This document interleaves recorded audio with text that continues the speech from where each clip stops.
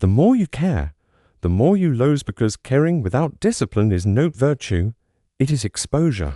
You offer your heart not as a gift, but as a sacrifice. And the world cold, fast, unfailing, does not hesitate to devour it. This is not bitterness. Speaking, it is recognition. There's a price detachment, and often that price is paid in silence. We grow up believing that depth of feeling is a strength that holds. Who love the most will be loved in return. But Stoicism whispers a harder truth. As Epictetus said, we suffer not from the events in our lives, but from a judgment about them. And our judgment is flawed. When we tie our peace to the behavior of others, you begin to lose the moment you place your contentment in someone else's hands. You become hostage to their attention, their validation, their chaos. To care in this world is not wrong, but to care recklessly without boundaries is to drain your soul slowly. Marcus Aurelius in his meditations reminded himself daily, you have power over your mind, not outside events. Realize this and you will find strength. Strength isn't in how much you feel. It's in how well you master what you feel. This is where the modern world deceives us. It teaches us to emote without action, to pour endlessly, to think that constant availability is love.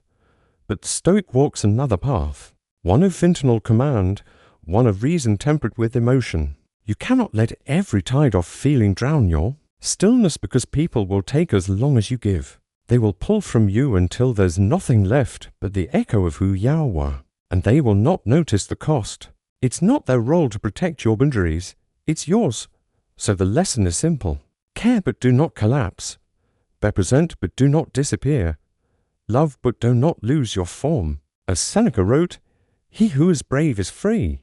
And bravery in this world means standing firm in yourself even as others beg you to bend. You lose not because you feel, but because you feel without restraint. You live not as a choice, but as a reflex. You attach not from strength, but from fear of being alone, fear of being forgotten, fear of being unloved. And fear is a poor foundation. There's something sacred in detachment, not coldness, but clarity. When you stop needing so much from others, when you learn to find peace in your own stillness, you regain power. That is the secret the world does not want you to know, that you can care without being consumed, that you can love and still walk away, if you must. Caring is not weakness, but careless caring is, indiscriminate empathy is not noble. It's dangerous. You must choose who deserves the weight of your soul. No teverai one is meant to carry it, and theones who ask for everything rarely give anything. In return, this is not cynicism, it's sobriety, a clear-eyed view of human nature. The Stoics saw it long before we did. People according to their nature, you cannot control them, you cannot fix them. You can only rule yourself. The more you care, the more you must guard your mind, because unchecked emotion becomes expectation, and expectation when unmet becomes suffering. You are not meant to be untouched, but you are meant to be unmoved by what you cannot govern. This is the heart of Stoicism, self-command in a world that demands your surrender. So, next time your heart aches because someone pulled away, because someone did not see your worth, ask yourself, were you caring from strength or from desperation? Were you living because you chose to, or because you couldn't bear to be alone there? Is the difference between genuine love and emotional dependency, and the world does not reward the latter. It exploits it. The more you care, the more you must center yourself, because if you don't, the weight of fathers will hollow you. You will spend your life chasing connection only to realize that you were meant to connect with yourself first. Walk alone if you must, not in bitterness, but in clarity. As our Aurelius wrote, the soul becomes dyed with the color of its thoughts. Let yours be calm, let yours be disciplined, let yours be sovereign, because when you are whole, you do not lose by caring. You choose who is worthy of your care, and that is real power. You've walked a difficult road, the one where caring too much once left you drained, where the boundaries between yourself and others blurred until your own needs were lost in the noise.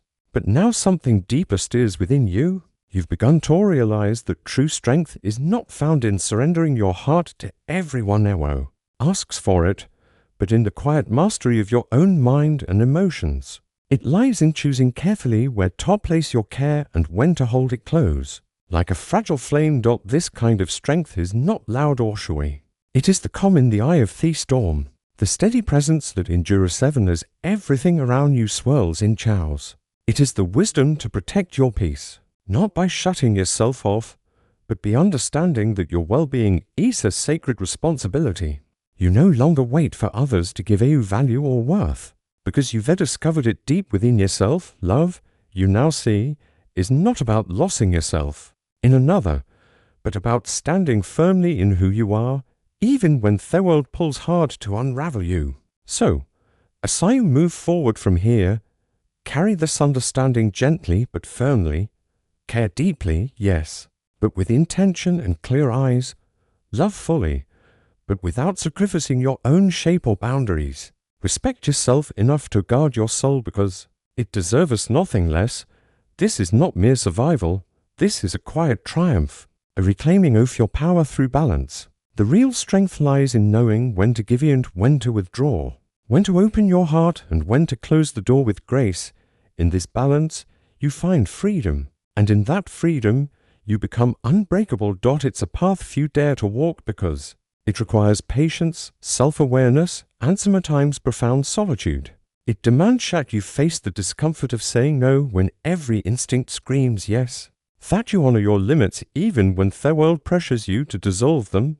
This is not weakness, but wisdom. A deliberate refusal to be consumed by the endless demands of others or the chaos of fleeting emotions. When you master this art, you no longer need to cling desperately to the approval or presence of anyone. Your care becomes a conscious gift given freely yet fiercely protected, a force that nourishes rather than depletes, and in that sacred space where love is balanced with self-respect, you discover something rare and powerful. Peace, not the shallow peace of avoidance, but deep, unshakable calm that comes from knowing you hold the reins of your own heart.